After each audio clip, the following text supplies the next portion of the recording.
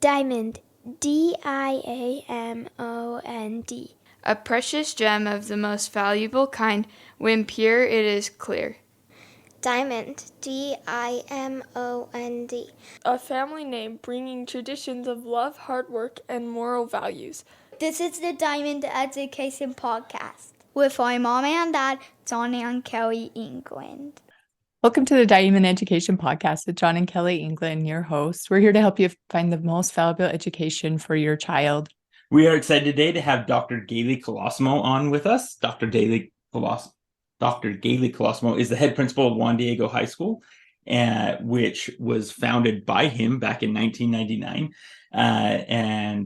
Juan Diego is in Salt Lake City. He's also the director of the Utah Private Schools Association, which formed about 5 years ago in 2018. The Utah Private Schools Association serves about 25,000 students across 35 schools.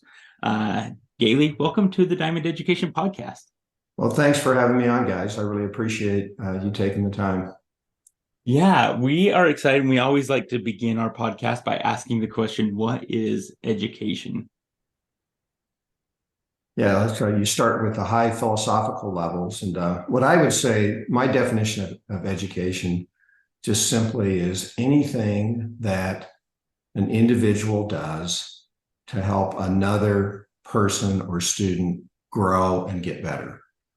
So it's kind of, you ask me a broad question, I kind of give you a broad answer, but it could be a coach, it could be a mentor, it could be obviously a teacher in this context, but that's just kind of how I philosophically have come to understand education. Whenever we're engaged in an action that helps another person get better or to grow, that's education.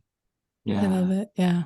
That's one of the things that I've loved about doing this podcast is there's so many different ways that a child can be educated. And I think too often we limit it to just school.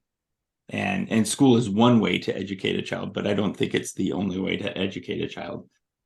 It's really the whole child. And like you said, it's constantly learning. I think a lot of times we think school is just a certain amount of time and then we're done, but it's a lifelong process. So, yeah. I think that's right. And then even what a definition of school is inside of the hours of 8 to 3 o'clock could vary and be, very different depending upon the family and the student and the structure of the school.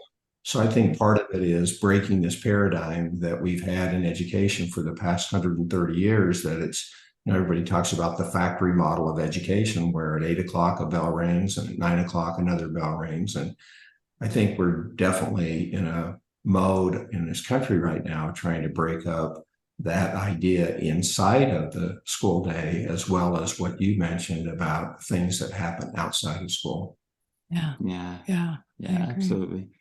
So you are the founder of Juan Diego and helped start the Private School Association. Can you tell us a bit about the history of both and kind of the model of Juan Diego? Sure. I had been a principal in a number of schools and a teacher in a number of schools inside of the Catholic school system in Utah. And in 1994-95, it became apparent to me that all of our schools really were positioned from about South Temple to 3300 South. And back then, you could see that Sandy and Draper and Riverton were just blowing up in populations. And I just came to the conclusion that people who lived on 130th South really weren't going to drive to, 9th South to go to school or 3rd South to go to school. And so if we didn't do something within our own system to bring schools out into this new area called Sandy Draper, we would be not serving our population. So I went to our bishop and just simply said, it's time that we do something out south. And he said, go ahead and do it. But, I don't have any money and we don't have any land and we don't have any prospects or students. But if you think you can start a school, go ahead and start one. So I did. We began in 1995 and kind of just rummaged around for a couple of years and then kind of struck gold in the sense that we got the attention of a wealthy grocery store magnate by the name of Sam Skaggs. And once he came along, he solved a lot of our problems. And with that, we began construction of what is called the Skaggs Catholic Center, and it's located on 3rd East and 118 South in Draper, Utah. And it is a pre-K through 12th grade school. It actually starts at 6 weeks of age. We have a large daycare, and so we kind of call it cradle to college education, so that we've had students on our campus since they were born, basically, and they go all the way through. And not all of them are that way. I mean, some come at elementary or middle school or high school, but there are students every year. We do that at our graduation. We ask those, we call them lifers, and if a student had been on our campus since like kindergarten or preschool all the way through 12th grade, they get to stand up and get special recognition. So that's kind of our model of education, and that's how it began. And I was involved in raising the money and building the building, and then I became its first principal, and kind of been my life's work. We've stayed here ever since. So this is our 24th year, and I think I'm the longest tenured high school principal in the state of Utah. So that's a fancy way of saying it's time to quit or retire. Or keep going. You're on a hot streak. Yeah. So I was we were up at the Capitol at the same time last year, and you had a bunch of your students up there, very impressive students, they could sit and talk and, with adults and legislators, and they were just really cute, well-rounded kids. So thank you for saying that.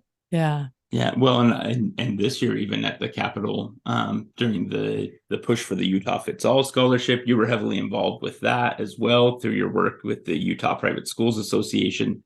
And one of the things I was impressed with there, like I was just blown away with how many, not just students, but parents and teachers showed up on that day. I would say that there were at least 1,500 students there, and teachers and parents, maybe even close to 2,000. Yeah.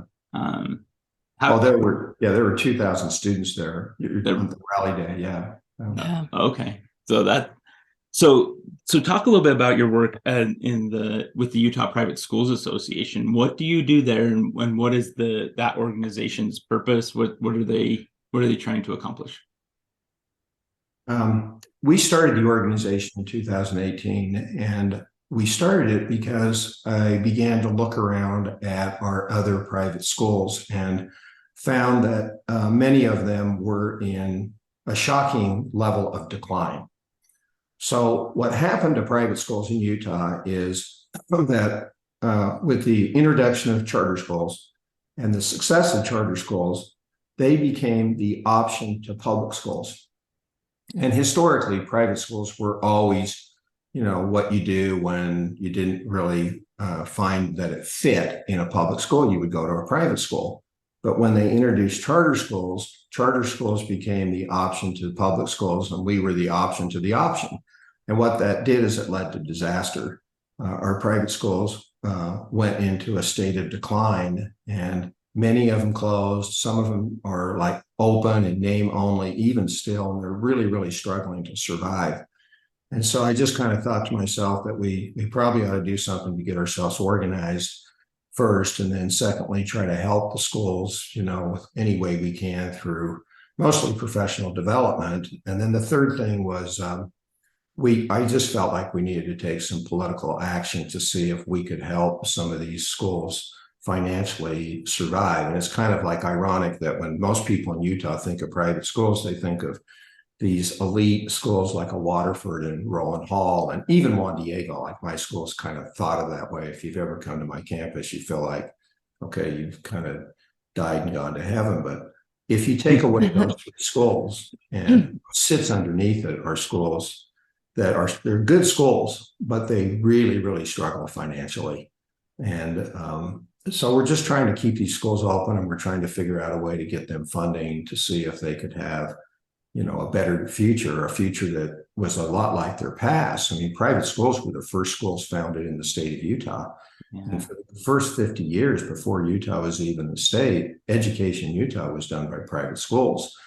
And so, it's been my point to Governor Cox and any legislature who would listen, private schools are an important integral kind of pattern for education in Utah. And if they were to go away, except for the 2 or 3 elite schools, Utah would be, less, they would be worse off, that we really don't want to crush private schools and say, well, the option is charter schools. And there's significant differences between a charter school and a private school. And so we didn't really solve that by saying, well, we got charter schools now, so private schools can just basically wither away and die on the vine. So that's what I started. Yeah. Well, and I like that you're getting involved with helping these schools, because what a lot of people think too, it's hard to compete with free, and even as you talk with parents, even though the private school is the better option, it sometimes, is hard. They'll take kind of a lower option for free, And so I think it's so important to have these school choice, and that you guys have this association to support these private schools, because a lot of them are killing it. Like, they're doing really well, and helping a lot of kids, and are the better option for a lot of kids. So the charter schools use that to their advantage over us, is that they often locate themselves next to a private school, and then they'll advertise, they'll say exactly what you just said, we're the free private school. Yeah. Mm-hmm. So they try to drain students, and they've been successful at draining students away. They get others. I mean, charter schools, I don't disparage the movement, because they're obviously very popular. I think 12% of the Utah student population now are in charter schools, and no one really thought that would happen when they would open. But what they also, unintended consequences, they didn't realize what it would do to private schools.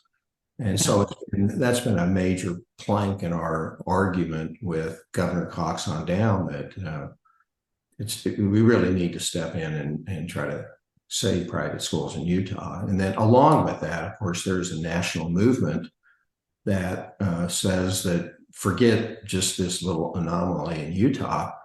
Parents ought to be able to choose where they want their child to go, and the government shouldn't limit the options simply because they're government. That government's role ought to be to empower parents to find the best educational opportunity. And in that sense, private schools are very much aligned with, other movements inside of the state of Utah and around the country. Yeah. Yeah. And that is something, I mean, I've been part of it over this last year as well, but just the idea that, parents are the ultimate decider of their child's education. They should be the one deciding, do I want my child homeschooled? Do I want them going to a private school? Do I want them going to a micro school, or the public school, or a charter school? And there are a lot of options, but deciding how those schools operate, I don't think is the best way. It's a parent's job to go find something that fits their values and their family, right? And I think that's a really important aspect to kind of what's going on with the school choice movement that's been happening, especially since COVID, right? And it seems like it's really just well, and I even have a question, because it's been interesting, because we're new to the homeschool kind of private school, micro school, we're a few years in, but we found with our children, that the public schools and charter schools have some good, really things they're doing really well, but there was a big aspect of spiritual that was missing, and it was affecting. We found at our family, it was almost, what is the word I'm looking for? Butting heads with us in our values, and not a big part, and it was affecting our kids. And what I love about the private school option is that a lot of that spiritual is being brought in, including in your, Juan Diego has that big spiritual aspect, which is so important in those. It's true. In many ways, I feel sorry for public schools and charter schools, because they are, I think, being besieged by the social dynamic, and they're becoming platforms for the social issue of the day. Yeah. Public schools are meant to do 3 basic things: reading, writing, and arithmetic. And when you go to board meetings across the state, especially in the urban areas, and you're confronted with all of these socioeconomic issues that really are not the purview of a school system, they really ought to be debated in public square. They're really like political government items. They're not really educational items. Yeah. And so in a certain sense, public schools and charter schools have been invaded by this culture war. And I think a lot of parents just want to get off that bus, so to speak, that can we just educate my child? And see, what public schools used to do was they would promote common, everyday American values that we all pretty much agreed to. They weren't really involved in like religious morality or spirituality, but there was this common sense of American values that embedded in those values were the, or biblical preachings, teachings. And see, there was a time, it's been a while, maybe 50 years ago, when there was that shared notion of what it meant to be true and right and good and proper. And that's no longer the case. Yeah. So they've lost a really important value, the common good, the public good. That's why public schools were created, and they still trumpet that. But just go to a school board meeting sometime and listen to the debates that are being held about, library books and the kind of content that is in a library book and why it needs to be in that library. And it's basically close to pornography. And so the public school is left with a debate over that. 50 years ago, it wouldn't even been discussed. Yeah. And so that is one of the reasons why a lot of parents are looking to have other options. If you come to a religious school, my school right out front, it says Juan Diego Catholic High School, and people don't miss that sign. In fact, from the window from my office, that signage can be clearly seen. And I often just ask who I'm meeting with to turn around and look at the sign. And whether it's a parent or student or a teacher, I said, when you walked in here, did you notice the sign? It's Catholic. And you don't apologize for that. Like, what you're getting when you walk in. So don't be surprised if that's what you get. And don't come here if you think that is not going to work for your family. We're not for everybody, but there's truth in advertising. We tell you who we are, and we try to give you what we say we are. And in public education, they don't really have the ability to say that, on the billboard. They really don't know what they are, and they really can't be much of anything when it comes to hardcore values, because those common values are being disrupted and they really aren't common anymore in America. Yeah, absolutely. Yeah. Well, and you feel, because they are run by the government. So it depends kind of what government, what principles the government has at the time, or, which is a hard concept to be kind of fluid too. And it brings chaos, which is very hard for them. So, yeah. I mean, I think I know the people in public education, charter and regular, they're really good people. They have good teachers and they have good administrators, but they're caught in a system that doesn't allow them to do the things that 50 years ago they could, even 30 years ago they could. Yeah. And I think, even in the small rural areas around the state, you still see some of that. Like small town schools, these small town high schools, they kind of remind you of what schools along the Wasatch Front used to be and should be, but no longer can be, because Utah's Wasatch Front population has mixed so thoroughly that there's no longer a common ground of values. But if you go to small towns, you kind of feel like, well, this is the way it ought to be, and this is the way it was. And, so it's not like universally across the state of Utah or across the country where public schools are failing or charter schools are failing, but enough of them are that I think this movement to allow parents and choices is being driven by it, partly being driven by it. Yeah. Well, and that's, school choice is will be such a huge thing for that, because we do need choice, and schools need to learn to succeed or fail on even playing field, like capitalism and free market. And I think private schools understand that, private schools fail, and many private schools that they were good schools, but they were lousy businesses, or they went down the wrong path, and the price they pay for it is they go out of business. And so many private schools go out of business, and partly is because the market drove them out of business, because they ceased to provide a experience for families that were valued. And that's like the way it is in America, right? Yeah. Part of it is because the government has stepped in and artificially interfered with the market. When I met with Governor Cox, I asked him that. I said, Is it the government's role to interfere with a perfectly functioning private market and put it out of business? And he said, well, of course not. Of course, that's not the role. And I says, well, Governor, that's exactly what charter schools have done to private schools. That the government entered charter schools into the private school marketplace. And what you just said before is true. It's really hard to compete, no matter how good your school is, with free. Yeah. And in fact, charter schools use that, as I said. So like, we're all capitalists and we all want a free market, but here we are in Utah, the most Republican state in the nation. And we have a situation where, the government really does not want the free market to operate and has actually done things to inhibit the free market from operating. And then they're surprised why we don't have the quality of schools that we ought to have, like we have in other arenas where the market does operate. So the government pretty much stays away from restaurants, as long as they don't poison anybody. But even if they poison someone, the penalty for a restaurant poisoning somebody is they go out of business. They get a bad reputation. Yeah. Customers start going. But it's not been historically true in education. The government has always artificially constrained that market, and it's been to the detriment of society. Yeah, absolutely. Yeah.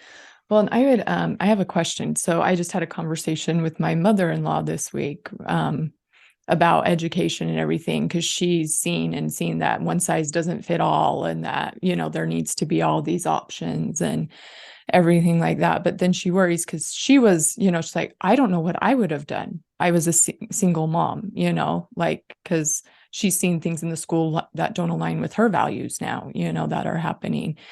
I guess, what would you say? Because you do get a lot of people even that talk to us that, oh, I can't afford that. Or, they think private schools maybe are $20,000, $30,000 tuition, but what if it goes to free market, right? And this school choice, what do you see happening for those kids, or how do private schools help that? Well, it's a really broken market. So I'll start by, let's say that through no fault of the private schools, the government has broken the market. Yeah. And so there are the top 2 or 3 schools that pretty much say, look, this is the price, take it or leave it. There's no financial aid. If you can't pay the price, so they serve the top echelon of the market just fine. But once you move away from those schools, essentially what every private school does is charge tuition based upon the ability to pay. Mm-hmm. So, for example, it's like, the FOSTA model of college tuition, right? So when you go to college, you apply through FAFSA, you go online, you put in your numbers, and based upon your family income, you get an estimate of what the college would charge you if you were to choose that university. And so that's what really happens in private schools. We might, at Juan Diego, we publish a price for non-Catholics, it's $12,000, and for Catholics, it's $10,000. But what the richest of the rich pay those prices, everybody else goes into the financial aid market. And so I have students in my school that pay $1,200 a year, not $10,000, $1,500 a year, $2,000, $4,000, $6,000, $3,000, $8,000. And when it's all averaged out, the average tuition at Juan Diego is about $7,000, not $10,000 or $12,000. Mm-hmm. So what I would say is, and like at Juan Diego, we have a bell curve of students. So we have the poorest of the poor and the richest of the rich, and we have a huge middle class. And we try to make it so that every family pays what they're able to pay based upon their family income.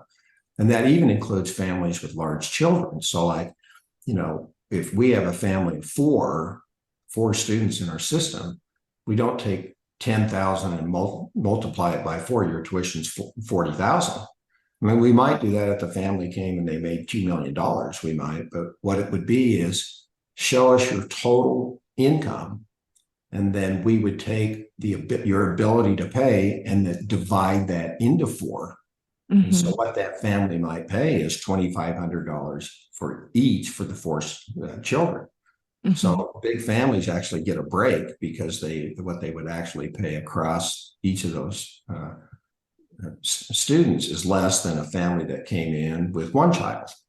Because they would be like, okay, well, your ability to pay is $10,000, then you should pay $10,000. So it actually is a very, very fair model. Mm-hmm. But even still, Okay, so all right, it's fair is fair, but you're still competing in a marketplace where charter schools are going out and saying, well, we're the free private school, just come to us. You don't have to pay 2,000, 4,000, 6,000, 12,000. And so what we're trying to do with this legislation is, make it a little fairer, make it a little, well, we think we can compete very well with charter schools and public schools when the playing field is level, so that the cost to a family, it may not be zero, but it would be far more affordable if, like with the Utah Fits All scholarship, if we can get enough scholarships out, that would be $8,000 a child. Mm-hmm. So that would pay, 90% of the private schools would take that amount as paid in full. Yeah. And I was talking with so Clay Jones is the principal at St. Joseph's here in Ogden area.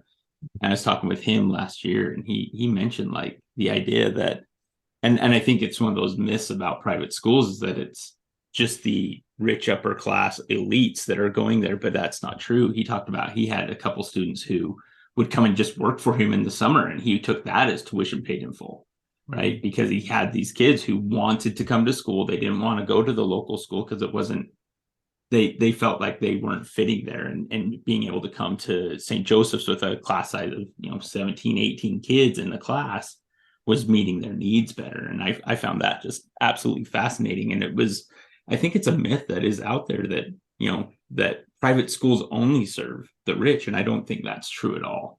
Yeah, it's a myth because it's perpetuated by the educational establishment, who will use that as a talking point in the argument. And most of the people that make those comments have never actually even stepped foot inside of a private school, and yet they feel perfectly qualified as experts on what a private school is all about based upon what they have quote unquote heard. So you kind of have to look at that person and say, well, you can say that because you have overwhelming numbers behind you in terms of the educational establishment. But if we're talking facts here, it's not factual. It's just a talking point that you've heard. Yeah. Well, and I think another thing that's interesting that I even heard an argument with a legislator kind of on a different note was, well, what if the school doesn't accept the student? And I think it's important what you said, that you point to your sign. We are a Catholic school. Like, let's not go in and try to change, you need to go, not every school is going to fit you. That is the Utah Fits All. There are many schools and options out there. It's go find a school that fits your child and your family's values and belief system. And so it's kind of like walking into a Mexican restaurant and ordering spaghetti. Yeah. Right. And becoming infuriated that it doesn't serve spaghetti. Why aren't you serving spaghetti? I want spaghetti. Because we're a Mexican restaurant and we specialize in Mexican food, and spaghetti is not part of the Mexican diet. So go find it. Yeah. And see, that's not at the moment right now. It's not that easy to go out and find a bunch of schools that are like that because the government has interfered so badly with the market. But if the government would allow the marketplace to operate, we would see lots of Mexican schools and spaghetti schools and French food schools, and we see absolutely metaphor kind of fell apart there. But if the market will create all of those things, just like it does in the restaurant business. So well, and you see that even in the homeschool world, like because I'm on a bunch of groups on like Facebook that you have to want groups that I want secular is what is this curriculum, and that families will go and create and find what fits their family, like you say, if there is that free market, as well as other groups that go very religious. And that's the thing I do like about the homeschool world, even is that idea that there are different flavors of homeschooling, right? That fits you and your family values. And I want there to be that kind of flavor for schools as well, like private schools of like, hey, I want a Catholic school. I want an LDS school like American Heritage, right? I want a completely secular school or whatever that's elite and going to be this thing. I think all of those should exist, and that parents should be the ones that direct how that happens. So Galey, I have a question. We didn't have it written down, but I was curious because a lot of people, the Blaine amendments, right? and where you're religious, because I even see, people comment, like, even in the homeschool world, like, oh, you can't do that because of the Blaine amendments. You can't teach religion in your home. But we're obviously, and I always reply, because there are Supreme Court cases coming out where that is being killed. I guess I would like your take kind of on the Blaine amendments and your thoughts on the history of that, especially asking you with what the Blaine amendments were originally trying to do, which was specifically targeted at Catholic schools.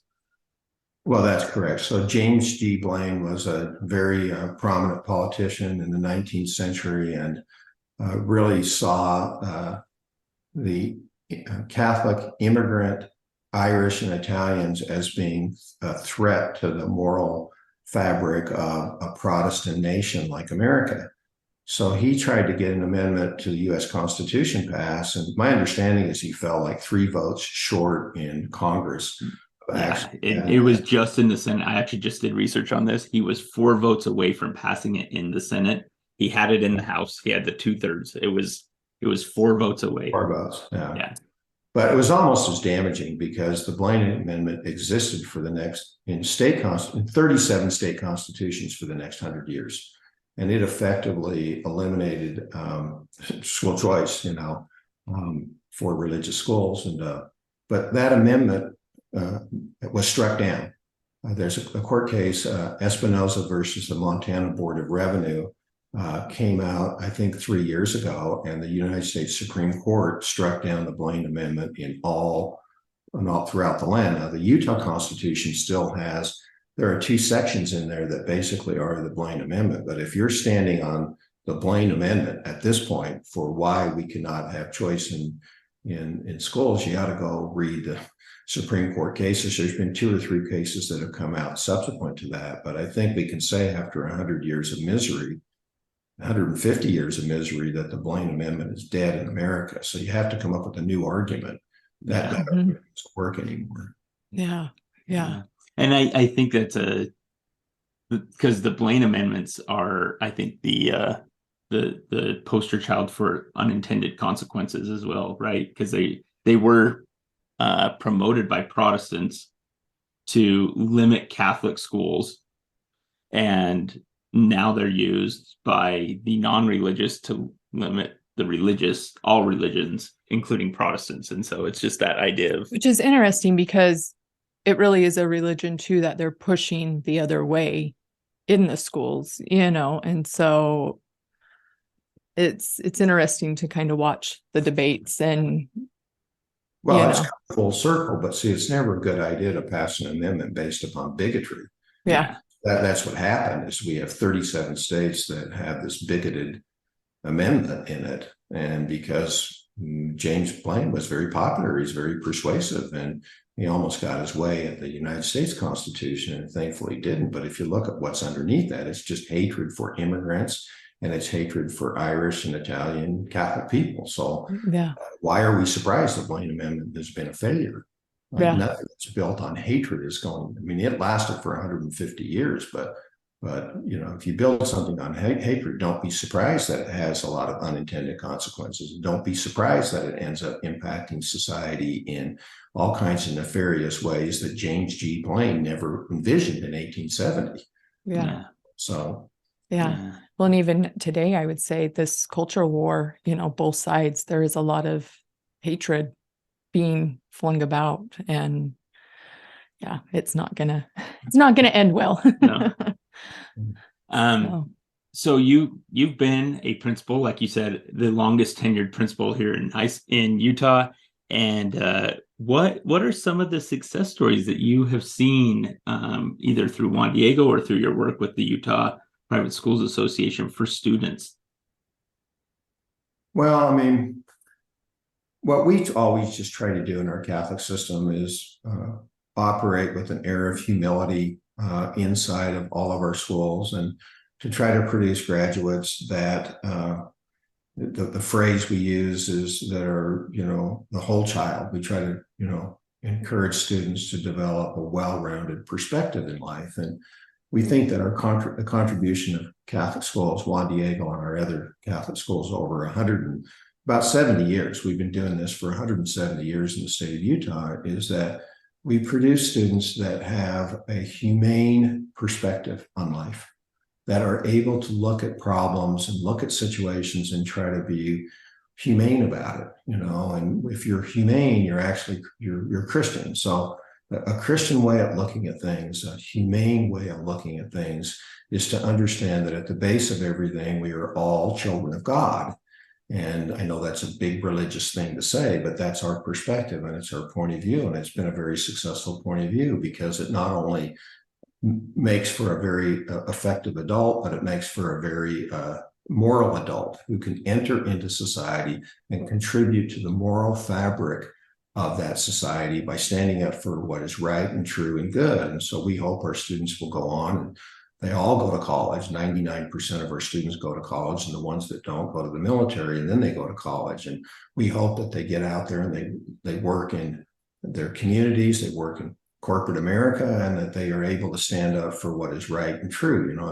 If you're a corporation, there's a difference between saying we have the ability to take a certain step and saying we may have the ability, but should we do it?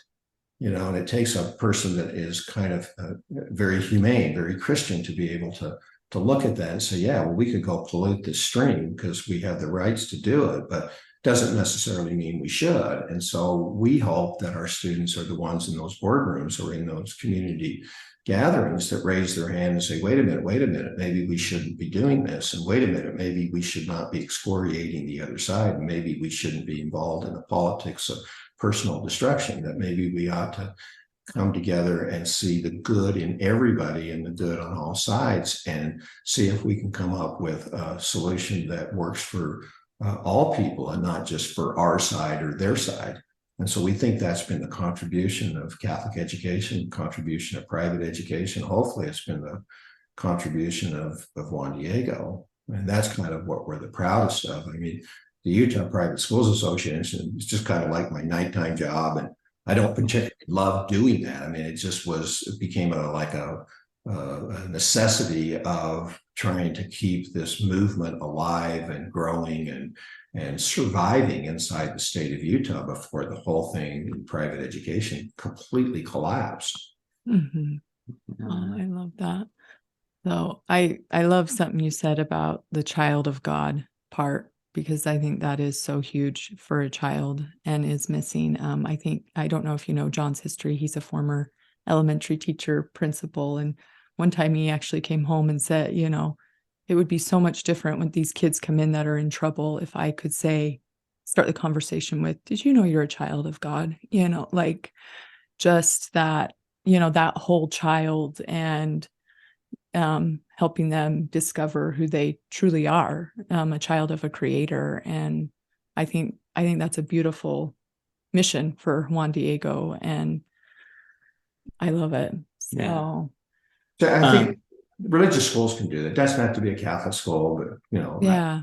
It doesn't have to be a Christian school. We have Muslim schools and Jewish schools, but there's that side of it. But see, a private school that is not affiliated could arrive at the same thing by just simply taking those basic biblical principles and promoting them as what makes you a humane individual. That's why I begin with that, because what makes you a Christian individual is what also makes you a humane individual. And so you can say this from a religious perspective, a child of God, but from a humane perspective, you could say that we believe in the fundamental worth and dignity of all people.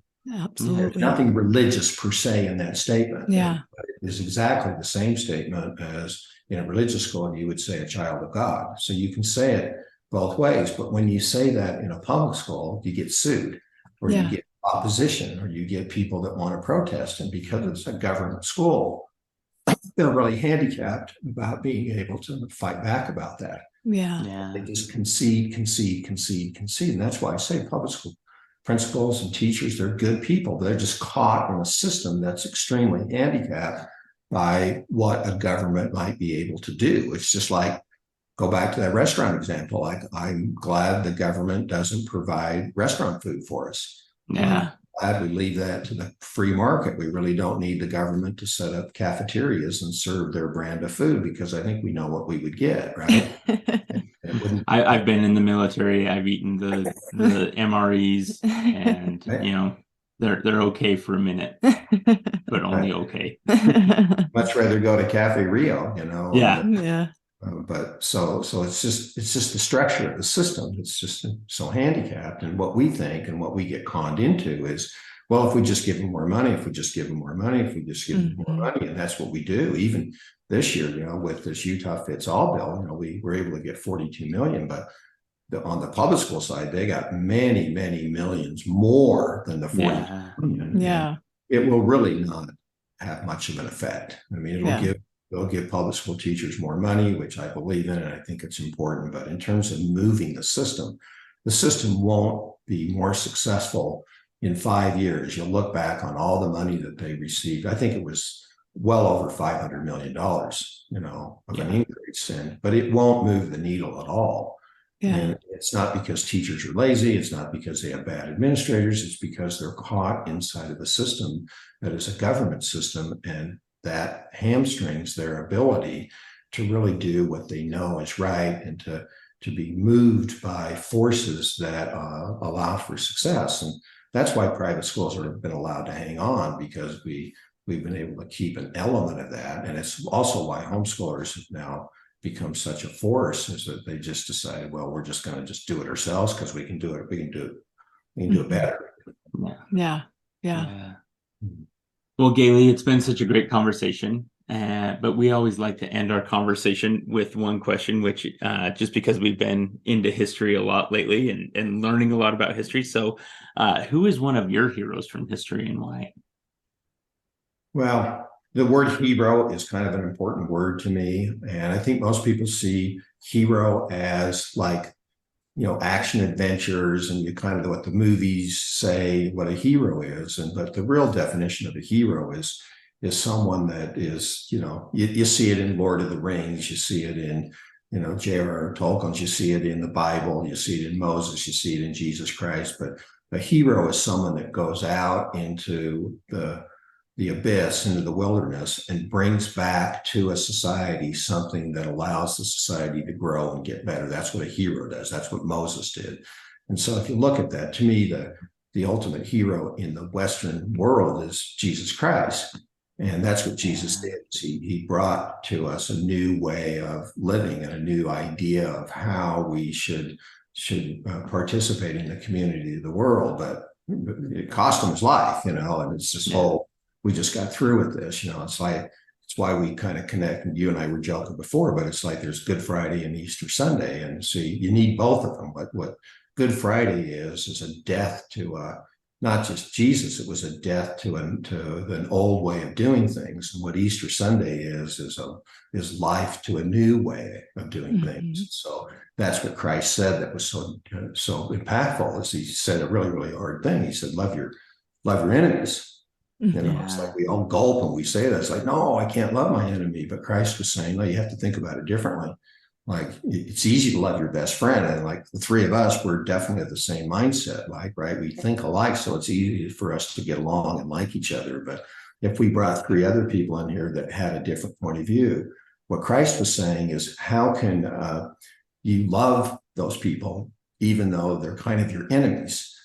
And if you can do that, then what ends up happening is that you come to a meeting of the minds, and I think that's really was the important message of Christ, is that you should die to the Good Friday thoughts and feelings that are so destructive, so that you can rise on Easter Sunday to a better way of living and a better view of the world. And that starts with looking at your enemies, quote unquote enemies. And, I'll just say that, and trying to respect them, and trying to see that, okay, my way isn't right and your way isn't right, but maybe together there's a new dynamic way that is right. And I think that's so important today in a world where there's so much political divisiveness, and that the very first thing you do is you're either on the right, you're on the left, you're Republican, Democrat, you're conservative, liberal, and the whole conversation just ends because you immediately identified this person is your enemy, and you cannot get anywhere when you do that. And that's what Christ said 2,000 years ago. And here we are, we're more entrenched today than we have ever been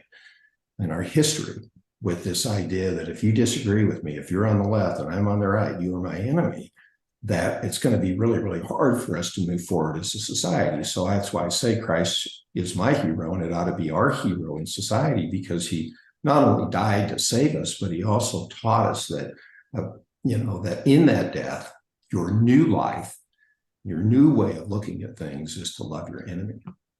Yeah, I like that. Wow.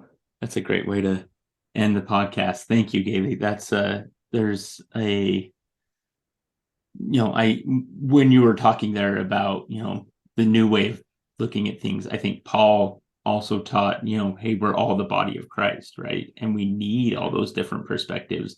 But as we come unto Christ, we are able to unite, right? We unite together and we move forward together. And but I think that that is the way forward is Christ. I think even looking back historically, right, to just after Christ died, you talked about finding a new way. Well, the followers of Christ at that time called themselves the way, the followers of the way, meaning the followers of Christ. But I think that's just an amazing way to end the podcast. So if people are interested in finding out more about Juan Diego or your work with the Utah Private Schools Association, how can they connect with you?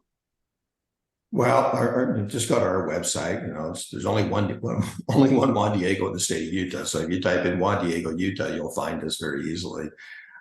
Utah Private Schools Association took down its website because we basically have to reimagine ourselves. We have to come up with a new idea that now that we passed this legislation, like our challenge is how do we implement it? Like we're very, very concerned that we have a successful kind of implementation of what we were able to accomplish this last legislative session. So we're now engaged in a process of trying to rebuild this idea, not so much focused on passing laws, but on implementing the law so that we're successful. Yeah. Awesome. Thank you again for being on our podcast. You're welcome. Nice chatting with you guys. Thank you for listening to the Diamond Education Podcast. You can connect with us on Twitter, Instagram, and Facebook at Diamond Education, DIMOND, or on our website, diamonded.com.